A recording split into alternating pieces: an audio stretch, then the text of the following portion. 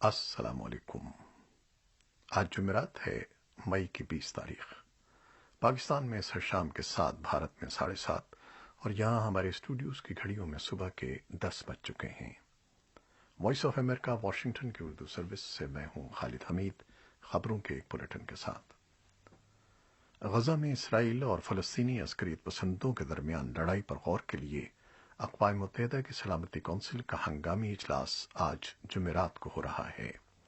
इस इजलास की दरख्वास्त इस्लामी ममालिक की तंजीम OIC और अरब मुल्कों ने की है। इस इजलास में शिरकत के लिए 1 दर्जन से ज्यादा वज़राए खारजा पहुंच रहे हैं। 14 माह पहले कोरोना वायरस की वबा के आगाज के बाद ये पहला मौका है कि न्यूयॉर्क में अक़वाम मुत्तहिदा के सदर दफातर में आला सतह का ऐसा इजलास मुनक़िद हो रहा है जिसमें हुक्काम बज़ात खुद शरीक होंगे। लड़ाई फौरी तौर पर रोकने का मुतालबा करने वाले अक़वाम मुत्तहिदा के सेक्रेटरी जनरल एंटोनियो गुटरेस भी इस खुसूसी इजलास से खिताब करेंगे। पाकिस्तान के वज़ीर खारजा मखदूम शाह महमूद कुरैशी फलस्तीनी अमन मिशन पर न्यूयॉर्क पहुंच गए हैं। वो अक़वाम मुत्तहिदा की जनरल असम्बली के हंगामी इजलास में शिरकत करेंगे और मुख्तलिफ आलमी रहनुमाओं से मुलाकात करेंगे। जनरल असम्बली के इजलास से हटकर वज़ीर खारजा इस मौके पर इजलास में शिरकत के लिए आए हुए मुख्तलिफ ममालिक के वज़राए खारजा से मुलाकातें करेंगे। उनकी जनरल असम्बली के सदर समेत अहम शख्सियात से मुलाकातें मुतवक्की हैं और जुमे को न्यूयॉर्क में वो मकामी बैनुल-अक़वामी मीडिया के साथ गुफ्तगू करेंगे। सिफारती सरगर्मियों के बावजूद जुमेरात की सुबह भी दोनों अतराफ से हमले जारी थे। इसराइल ने गजा के अलावा दीर अल बलद और खान यूनुस पर भी फजाई हमले किए हैं।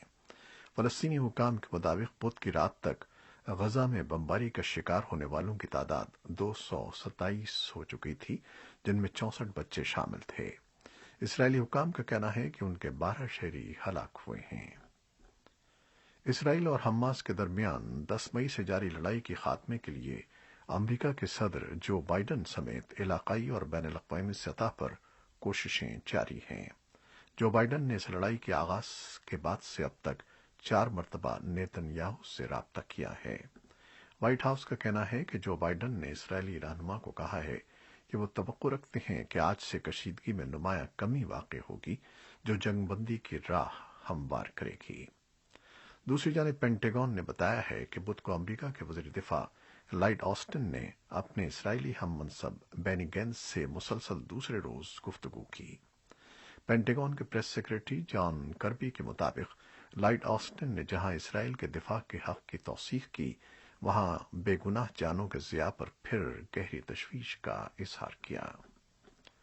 इसराइली वज़ीर-ए-आज़म बेंयामिन नेतन्याहू ने बुध को अमरीकी सदर जो बाइडन की जानिब से इसराइली बमबारी में नुमाया कमी के मुतालबे को मुस्तरद कर दिया।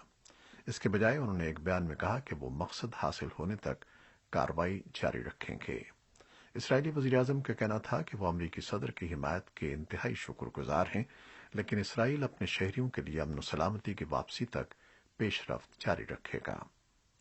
क़ब्ल अज़ीम फ़लस्तीनी अथॉरिटी के सदर महमूद अब्बास ने एक टीवी खिताब में नेतन्याहू पर तनकीद करते हुए कहा कि इसराइल गजा में मुनज़्ज़म दहशतगर्दी और जंगी जराइम कर रहा है जो बैनुल-अक़वामी कानून के तहत काबिल गिरफ्त जुर्म है।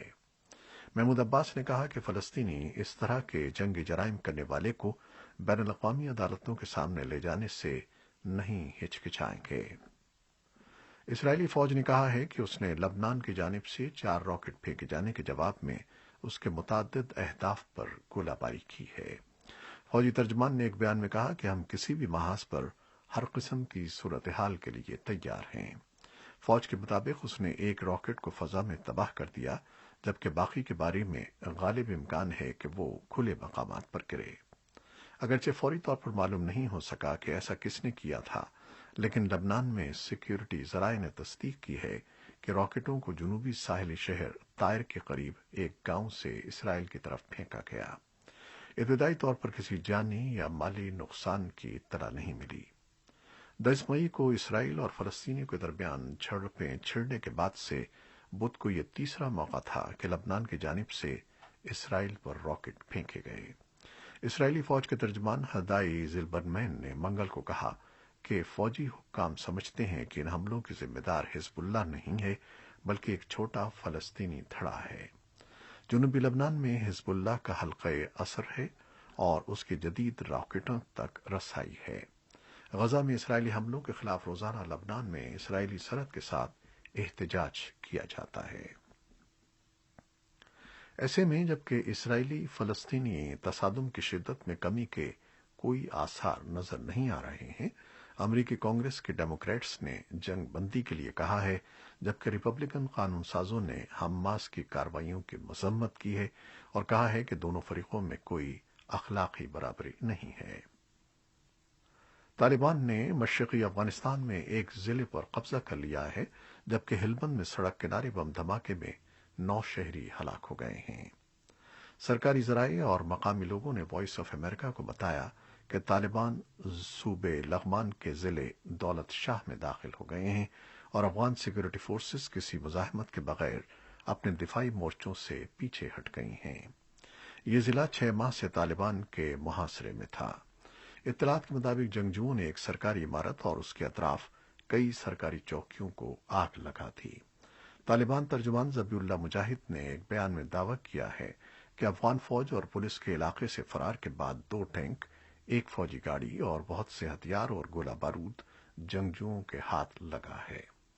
افغان وزارت دفاع کا کہنا ہے کہ اس کی فورسز نے حکمت عملی کے تحت پسپائی اختیار کی، لیکن علاقے میں جھڑپیں اب بھی جاری ہیں اور جنگجوؤں کو شدید جانی نقصان اٹھانا پڑا ہے۔ ادھر ہلمند میں جمعرات کی صبح سڑک کنارے ایک بم دھماکے میں خواتین اور بچوں سمیت 9 شہری موت کا شکار ہو گئے۔ امریکی محکمہ دفاع کے افغان مشن پر نظر رکھنے والے انسپکٹر جنرل کے دفتر کی حالیہ رپورٹ میں کہا گیا ہے کہ طالبان نے سال 2021 کے پہلے 3 ماہ کے دوران امریکہ سے ہونے والے معاہدے کی پاسداری کرتے ہوئے امریکی اور اتحادی افواج پر حملے نہیں کیے ہیں، لیکن افغان عوام اور افغان سیکورٹی فورسز کے خلاف کارروائیاں تیز کرتی ہیں۔ رپورٹ کہتی ہے کہ طالبان نے دہشت گرد گروپ القاعدہ کے ساتھ قریبی روابط بھی برقرار رکھے ہیں اور ساتھ ہی بڑے پیمانے پر حملوں کی منصوبہ بندی بھی جاری رکھی ہے۔ یہ سب کچھ ایسے وقت پر ہوتا رہا ہے جب طالبان اور افغان حکومت کے درمیان امن بات چیت کسی پیش رفت کی طرف بڑھنے میں ناکام نظر آ رہی تھی۔ اگرچہ طالبان ان کارروائیوں کی ذمہ داری قبول نہیں کرتے، امریکی اور افغان حکام میں الزام عائد کرتے ہیں کہ وہ افغان عوام کو خوفزدہ کرنے اور افغان حکومت کے بارے میں بد اعتمادی پیدا کرنے کے لیے ایسے اقدامات کرتے ہیں۔ رپورٹ میں بتایا گیا ہے کہ گزشتہ سال کی آخری سہ ماہی کے دوران ان حملوں کی تعداد 10,431 تھی، جبکہ اس سال کی پہلی سہ ماہی کے دوران یہ بڑھ کر 11,551 تک پہنچ گئی۔ کورونا وائرس سے پیدا شدہ صورتحال، سرحد پار افغانستان میں سیکیورٹی کے مخدوش حالات اور سیاسی عدم استحکام کے باعث پچھلے 2 سالوں سے پاکستان سے افغانستان رضاکارانہ وطن واپسی کا سلسلہ سست روی کا شکار ہے۔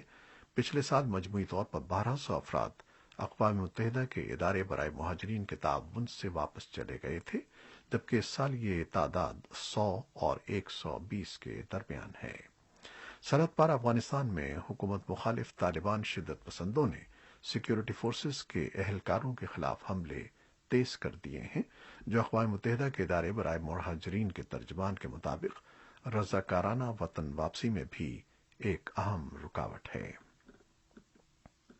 اور اب کورونا وائرس سے متعلق کچھ خبریں۔ پاکستان میں گزشتہ 24 گھنٹوں کے دوران کورونا کے مزید 4,207 نئے کیسز رپورٹ ہوئے ہیں۔ سندھ میں ہفتے اور اتوار کو کاروبار بند ہے، جبکہ انڈور اور آؤٹ ڈور ڈائننگ سمیت سنیما گھر، بیوٹی پارلرز، شادی ہال، مزارات اور پارکس پر پابندی برقرار ہے۔ بھارت میں کورونا وائرس کی دوسری لہر جاری ہے اور گزشتہ 24 گھنٹوں میں 3,874 افراد کورونا سے ہلاک ہوئے ہیں۔ وزارت صحت کے اعداد و شمار کے مطابق بھارت میں بدھ کو مزید 2,76,110 افراد میں وائرس کی تشخیص ہوئی ہے اور اب تک عالمی وبا سے 2,87,122 افراد ہلاک ہو چکے ہیں۔ امریکہ کورونا وائرس کی 8 کروڑ خوراکیں ضرورت کی بنیاد پر مختلف ملکوں میں تقسیم کرے گا۔ امریکہ نے پہلے کہا تھا کہ وہ ویکسین کی 6 کروڑ خوراکیں دوسرے ملکوں کو دے گا، لیکن اس ہفتے اعلان کیا کہ مزید 2 کروڑ خوراکیں بھی عطیہ کی جائیں گی۔ البتہ اس سوال کا جواب نہیں دیا گیا کہ یہ عطیات کن ملکوں کو دیے جائیں گے۔ امریکہ کینیڈا سرحد کی بندش میں مزید 1 ماہ کی توسیع کر دی گئی ہے۔ تازہ اطلاعات کے مطابق 9,000 کلومیٹر طویل یہ سرحد غیر ضروری آمد و رفت کے لیے کم از کم 21 جون تک بند رہے گی۔ کینیڈا کے وزیر اعظم جسٹن ٹروڈو نے منگل کو کہا کہ سرحد کھولنے کے فیصلے کا انحصار ویکسین کی شرح پر ہے۔ کینیڈا میں پابندیاں نرم کرنے کے لیے ضروری ہے کہ 75% سے زیادہ آبادی کو ویکسین لگ جائے۔ چین نے کہا ہے کہ وہ افریقہ کے تقریباً 40 ملکوں کو کووڈ ویکسین فراہم کر رہا ہے اور اس کا یہ عمل خالصتاً بے غرضی پر مبنی ہے۔ چینی وزارت خارجہ کے اہلکار وو پینگ نے چین اور دوسروں کا موازنہ کرتے ہوئے کہا کہ بعض ملک دوسروں کو ویکسین دینے سے پہلے اپنے عوام کو ویکسین لگانے کی مہم مکمل ہونے کا انتظار کرتے ہیں۔ انہوں نے اس طرح بظاہر امریکہ کا نام لیے بغیر اسے تنقید کا نشانہ بنایا۔ اقوام متحدہ کی سلامتی کونسل نے مطالبہ کیا ہے کہ افریقہ کے لیے زیادہ ویکسینز فراہم کی جائیں، جہاں اب تک صرف 2% آبادی کو ویکسین لگ سکی ہے۔ چین کی ویکسین سفارتکاری کا مطلب ہے کہ دنیا کی کثیر آبادی کو کم درجے کی چینی ساختہ ویکسین ملے گی اور مہنگی مغربی ویکسینز میسر نہیں آئیں گی، جن کے بارے میں دعوے کیے جا رہے ہیں کہ وہ زیادہ مؤثر ہیں۔ یورپی یونین نے کہا ہے کہ وہ اپنے رکن ملکوں سے سفارش کرے گی کہ ویکسین لگوانے والے بیرونی سیاحوں کو آنے کی اجازت دے دیں۔ یورپی کمیشن کے ترجمان نے برسلز میں صحافیوں کو بتایا کہ تنظیم کے 27 ملکوں کے سفیروں نے اس بات پر اتفاق کیا ہے کہ جن ملکوں کو محفوظ سمجھا جا سکتا ہے ان کے لیے پابندیاں نرم اور ان کے شہریوں کو سفر کی اجازت دی جائے۔ فی الوقت صرف 7 ملکوں کو ان کے کووڈ کیسز کی کم شرح کی وجہ سے محفوظ خیال کیا جاتا ہے۔ یورپی یونین نے وبا پر قابو پانے کے لیے گزشتہ سال سخت پابندیاں لگائی تھیں، لیکن اب رکن ملکوں کے سفیروں کا کہنا ہے کہ سفر پر عائد غیر ضروری بہت سی پابندیوں کو ختم کر دینا چاہیے، کیونکہ دنیا بھر میں بہت سے لوگوں نے ویکسین لگوا لی ہے اور موسم گرما کی تعطیلات کا وقت قریب آ رہا ہے۔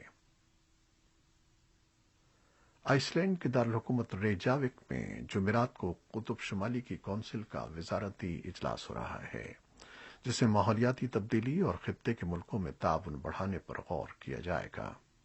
امریکی وزیر خارجہ اینٹنی بلنکن نے اجلاس سے پہلے کہا ہے کہ ہم ماحولیات کے بحران کو حل اور قطب شمالی کے خطے کو پرامن رکھنے کے لیے کونسل کے ذریعے اپنے مضبوط بین الاقوامی تعاون کو بہت اہمیت دیتے ہیں۔ روسی وزیر خارجہ سرگئی لیوروف نے بھی اسی ہفتے کہا کہ مغربی اقوام کو قطب شمالی پر حق نہیں جمانا چاہیے اور روس اس خطے میں اپنی سرحدوں کا تحفظ یقینی بنانے کا ذمہ دار ہے۔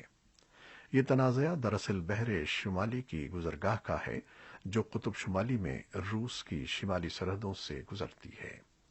روس سمجھتا ہے کہ یہ گزرگاہ اس کے معاشی اور فوجی مفادات کے لیے کلیدی اہمیت رکھتی ہے اور چاہتا ہے کہ غیر ملکی جہاز وہاں سے گزرنے کے لیے اس سے اجازت طلب کریں۔ امریکہ نے اس گزرگاہ کے کچھ حصوں پر روس کے دعووں کو ناجائز قرار دے کے مسترد کر دیا ہے۔ اجلاس کے موقع پر بدھ کو سب سے زیادہ توجہ کا مرکز بلنکن اور لیوروف کی ملاقات تھی۔ بلنکن نے کہا کہ امریکہ ان شعبوں میں پیش رفت کے لیے روس کے ساتھ کام کرنے کو تیار ہے جس میں دونوں ملکوں کے باہمی مفادات ٹکراتے ہیں۔ یہ امریکہ اور روس کے اعلیٰ ترین سفارتکاروں کی پہلی روبرو ملاقات تھی اور ایسے موقع پر ہوئی جب دونوں ملکوں کے درمیان کشیدگی بڑھی ہوئی ہے۔ آئندہ ماہ امریکی صدر جو بائیڈن اور ان کے روسی ہم منصب ولادیمیر پوٹن کے درمیان ملاقات طے ہے۔ ازبکستان میں امریکہ اور اقوام متحدہ کے ایلچیوں نے ان کو جنہیں اسلامک اسٹیٹ یا داعش گروپ کی بیویاں اور بچے کہا جاتا ہے، مشرق وسطی سے واپس لینے کے ازبکستان کے فیصلے کی تعریف کی ہے اور کہا ہے کہ شام اور عراق میں داعش کے دوبارہ سر اٹھانے کے خطرے کو کم کرنے کی عالمی کوششوں کے ایک حصے کے طور پر دوسرے ملکوں کو بھی اس فیصلے کی तकलीद करनी चाहिए। ये थी वो खबरें जो फेसबुक लाइव पर हमने आपके लिए पेश की। हमारी वेबसाइट और यूट्यूब पर यह बुलेटिन पोस्ट कर दिया जाता है, जिसे आप बाद में भी देख सकते हैं। हमारे इस बुलेटिन को शेयर करना ना भूलिएगा। खालिद हमीद अब इजाजत चाहता है। अल्लाह हाफिज।